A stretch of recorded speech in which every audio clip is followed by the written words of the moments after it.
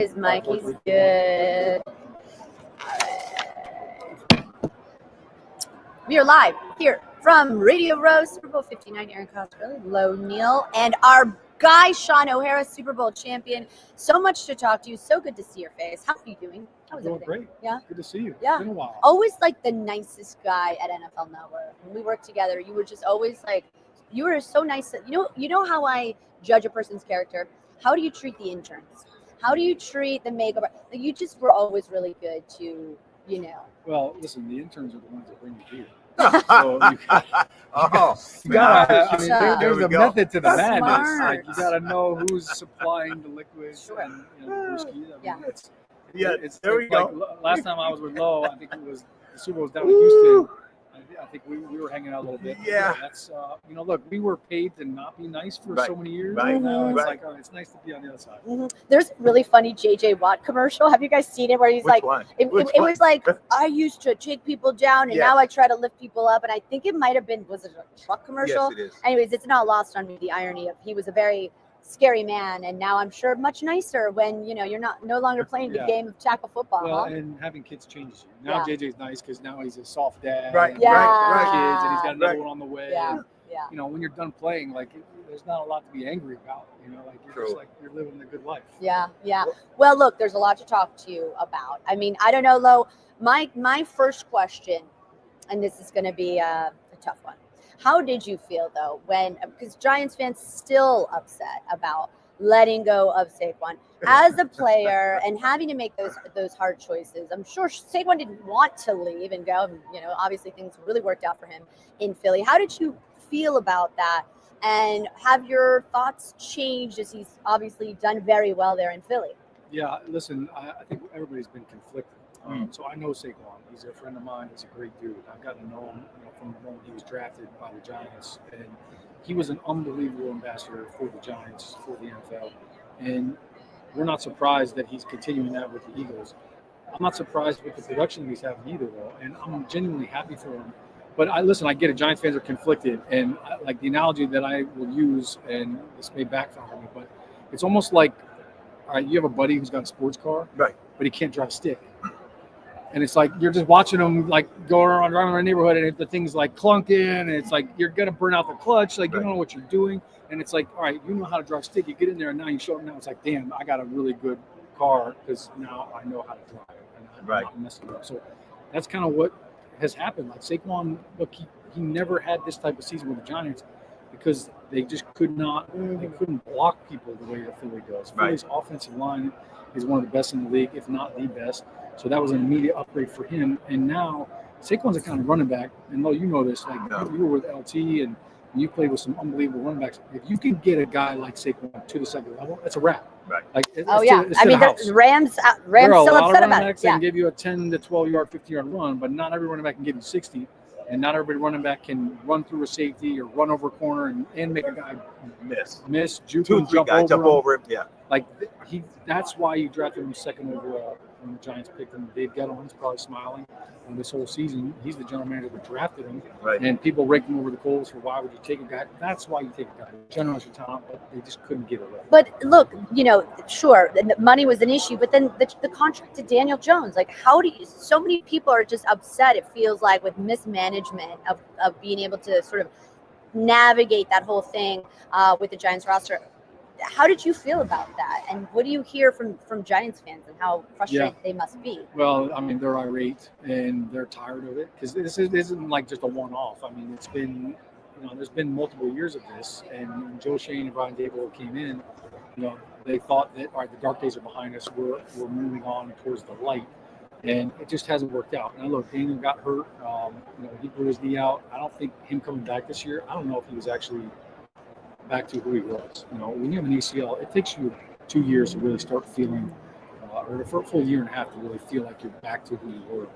And it didn't work out. And it's, Andrew Thomas getting hurt didn't help. Your best offensive lineman 2 years in a row now goes down, and the domino effect that creates. So it's been tough. It's been tough to see as a former Giant, and then also do the post-game shows and feel the misery of the fans and try to keep it real because, you can't, patronize them and you can't BS them. Look, it's not good enough, and we've got to find a way to get it better. And then it's also tough because I know Daniel Jones and I've become friends with him, and he's a great kid. And you know what? Like, he did everything in his power to try to be great, and it didn't work out.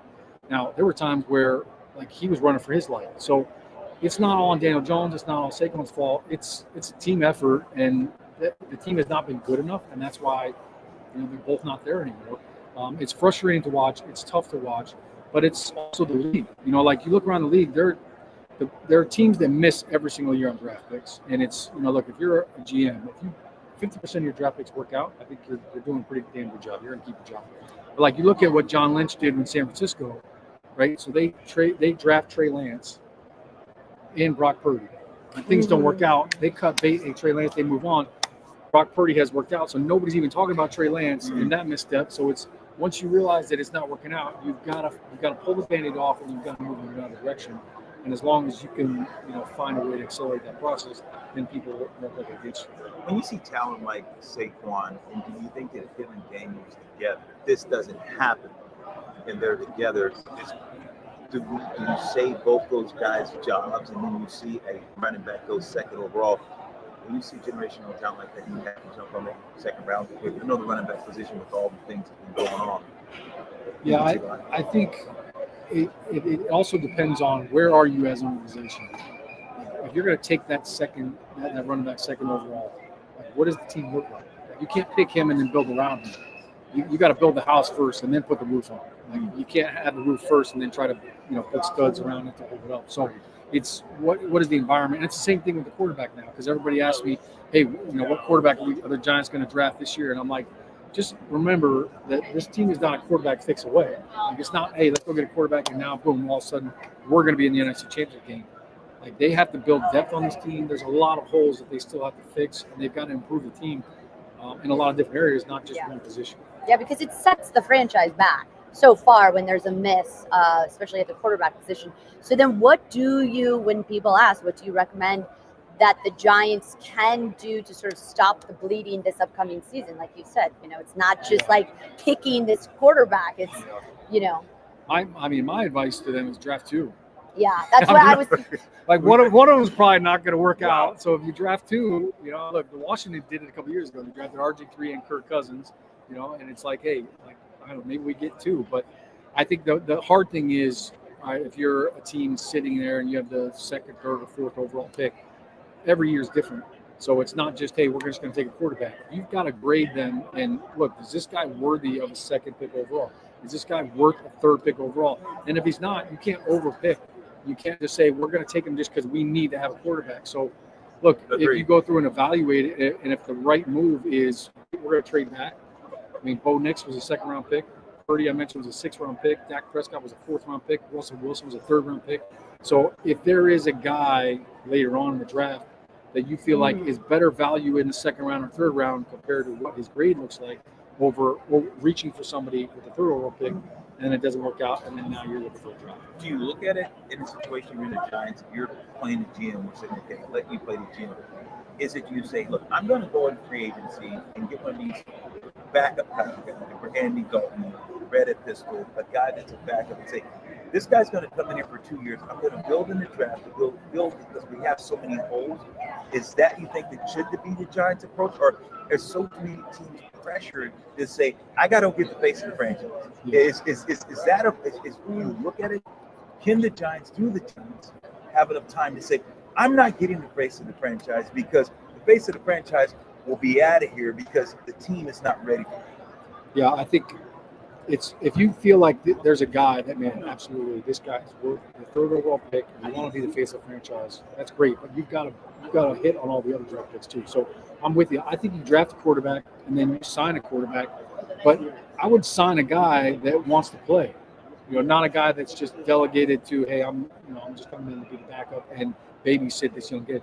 You look at what Pittsburgh did, bringing in Russ and then bringing in Justin Fields, and it was like, hey, you two battle it out. Right. And look, Russell won the job in training camp, and then he hurts his calf, so Justin starts the season off.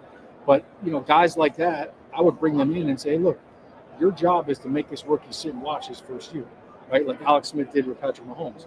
Mahomes was a stud, but they were like, no, Alex Smith is playing, and they went to the AFC Championship game or the second round of the playoffs that year, and Mahomes sat.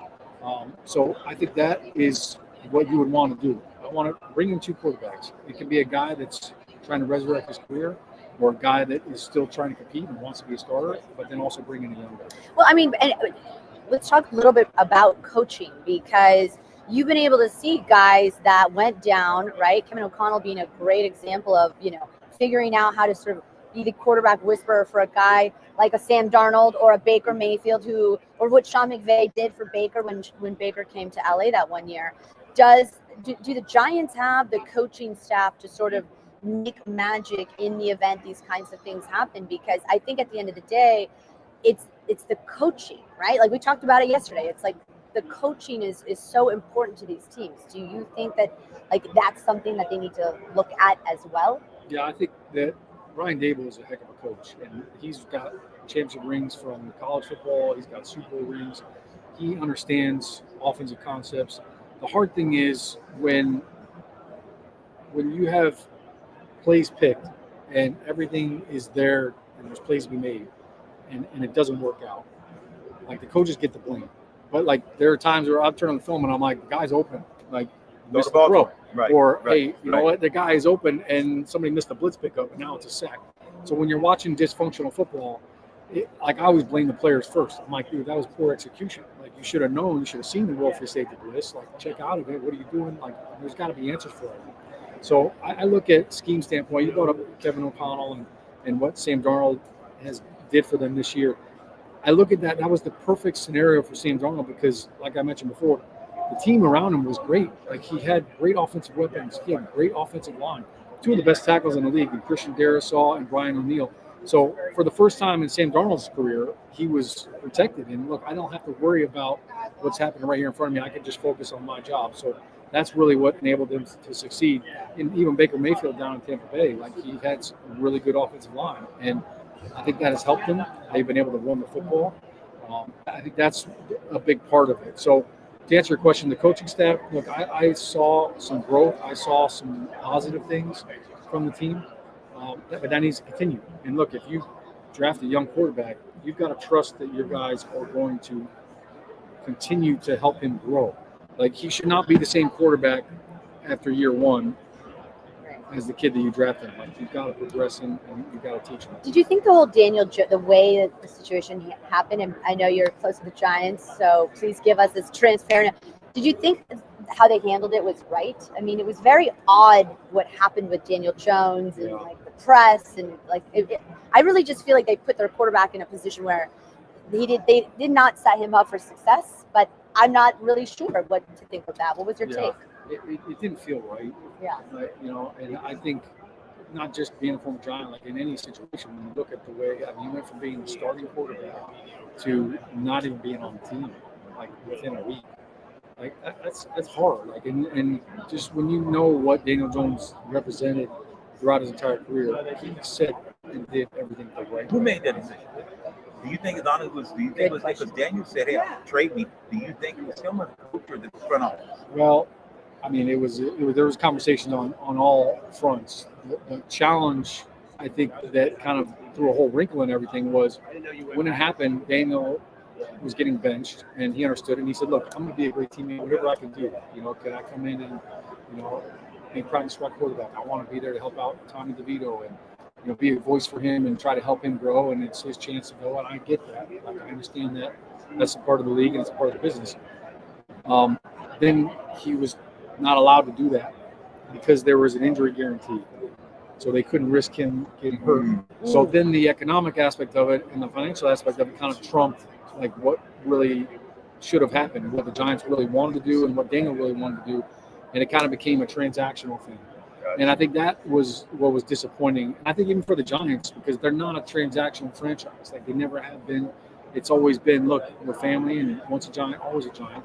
And that was a tough thing to see, and I know a tough thing for Daniel to go through. I know it was tough for the Giants and for the ownership to have a guy that they had invested so much time in, and then to have it just really, literally disintegrate within a matter of days. That was tough. But I think once Daniel realized, look, I can't come in. I can't help the team. I'm a distraction. Right. Now, people are looking at me, and they shouldn't be looking at me. It's about the team, and it's about Tommy. It's about them trying to win football games. So I think Daniel did the right thing. Look, I'm I can't help the team out. All I can do is hurt us, so I need to get out of the way so that you guys can just move on. So I thought it was very noble of him to have the conversation and do it the way that he did it. Should be really interesting to see what the Giants end up doing this offseason. Hopefully not too interesting. I know, right? It's been very interesting. Can we the keep last this year. stuff simple? Yeah, Like, this shouldn't be this hard. No, Let's do it. Let's get it right. I mean, but New York media, both teams have been just like fascinating to watch and see how they navigate it and what the Jets and Aaron Rodgers. What are they going to do with it? What is Aaron going to do, Can I right? just say, I love how this is fascinating for you. Like, Yeah. I know. This is painful. I know. I like even like Keep the going, Jets. I'm loving it. That's why I'm letting you ask all the tough questions. This is why we love it. That's like saying, wow, that was a 10-pile car. Like there's a pile up on the highway. 10 cars crashed. It was so fascinating. I'm like, no, this is painful. People's lives, but you know what? It's entertaining. Listen, so I have a great relationship with Jets fans. I love to tease them, and they hate me. So it's a great relationship. Like Great. The Jets can't have nice things. Like that's just basically what it's come down to. And I think they realize that now too. This is the second Hall of Fame quarterback they plucked from the Green Bay Packers and ruined him. Like oh my God, that's so true. Brett Favre That's came so over, and true. that was it. Like, there's more to that story too. But like, right? How is that possible that you got 2 Hall of Fame quarterbacks and you brought them to the Jets and like this happened? Look, I was so disappointed for Jets fans, for Aaron Rodgers, for Saleh when they brought in Aaron Rodgers, and in the 4th play he kills the kid. I couldn't believe it. I remember watching the game. I mean, that was the most like fascinating pregame I've ever seen when he ran out with the flag. Like I've never seen MetLife like that electric leading up to that Bills game on Monday night, his first home game, and then to have it all just come crashing down, like that was gut wrenching. And I'm not even a Jets fan, so I can only imagine the misery that they're going through. But it's tough right now. The New York sports world, it's tough for both the Giants and the Jets. To your point, I tell you what, if I'm a father and my son is in this draft as a quarterback, like, I don't know if I want him to come to New York to deal with all that. Like that's not an easy place to play. Being a part of the New York media, that was one of the things that I was always so curious, like why Aaron Rodgers would make that decision, because he's kind of like speaks his mind and he stirs up controversy and he really doesn't shy away. And it just seemed like it just felt very contentious. Before we ask you about Super Bowl real quick, do you think Aaron Rodgers is kind of like a difficult, I know you maybe don't know, but do you think he's a difficult personality to get along with? Is that what we're sort of starting to see? Or does he get the wrong end of the... I mean, I always look at it like, how does he treat his teammates? Like the relationship between him and the media and between players and the media, it's never true. Like, because, most guys are holding things back, or it's funny, like we bash guys who don't tell the truth, but then when they tell the truth, we're like, he's a jerk. So, they kind of, you can't have it both ways. I think of Aaron Rodgers, he's not, I wouldn't say he's a difficult guy. I think he's different. He's different in the way he does things. That's not bad. I think it depends on the team that you have. Does that work? There are things that I didn't agree with that Aaron Rodgers did, like the fact that he was unavailable for the team's minicamp. He was in Egypt, right? Like, I'm pretty sure you can book that. Like, the offseason is longer now than it's ever been for players. You have, like, literally 4 months to do whatever you want from January to May. Right. But, May and June, like, that's OTAs, that's on the field. And if you're a quarterback and you don't show up, like, what message is that sending your team? And if you're the head coach, how do you handle that? Like, your leader is not here. He feels like this is more important that he goes and does this. So there are things that I didn't like. I don't think that's the way to do it. But I think for Aaron Rodgers, the thing is, he was the best at his position when he won the MVP trophies, and I think he felt like, you know what, I've got this clout now. I'm going to do things my way, and I don't care what people say or what they think.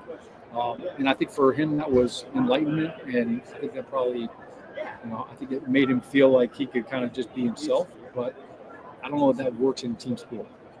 Do you think he'll play again, or you think Aaron's good? What's your gut? I don't think he'll play again. But I'll never throw water on anybody's career, because I'm always like, look, play as long as you can, and then go steal one more year from someone. Used to be the Raiders. Exactly. Yeah. I tried it. Yeah. Go steal a year in Oakland. Now they're in Vegas, so they're Raiders. So I can't say that. I won't say that. But I think for Aaron, the big thing is like if he could still play at a high level, like if he could still be the Aaron Rodgers that I think he thinks he still is and can be. I don't think he looked like himself this year. You know, and I talk about Daniel Jones coming back from the ACL. Coming back from an Achilles injury at 27 is different than coming back at 37 or 39.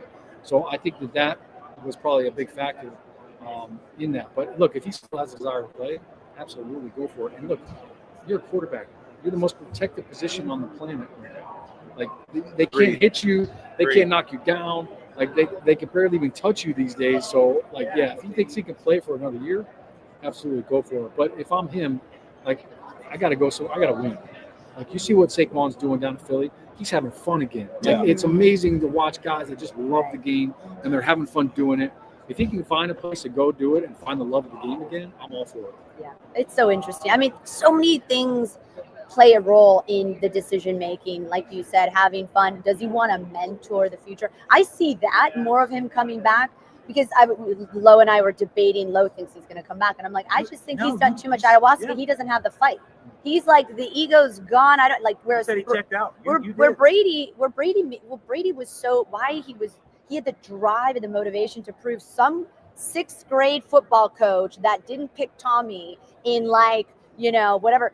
I think that's what drove him. That was his motivation. As a lot of us athletes, I'm not an athlete. I mean, I was little. And so I always had this fight to like prove people wrong. I think he's done. I think he's like, I want to maybe curate the next generation, but I don't see him coming back and really having the drive and doing all the ayahuasca that he does. Yeah. Anyways. He's wowed a lot of people. I expect this to be no different. I think there will be some eyebrow raising, whatever his decision ends up being.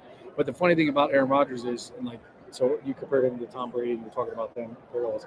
Like, Tom Brady would be a great mentor for a young quarterback because everything he did was based on work and reps and time and drive.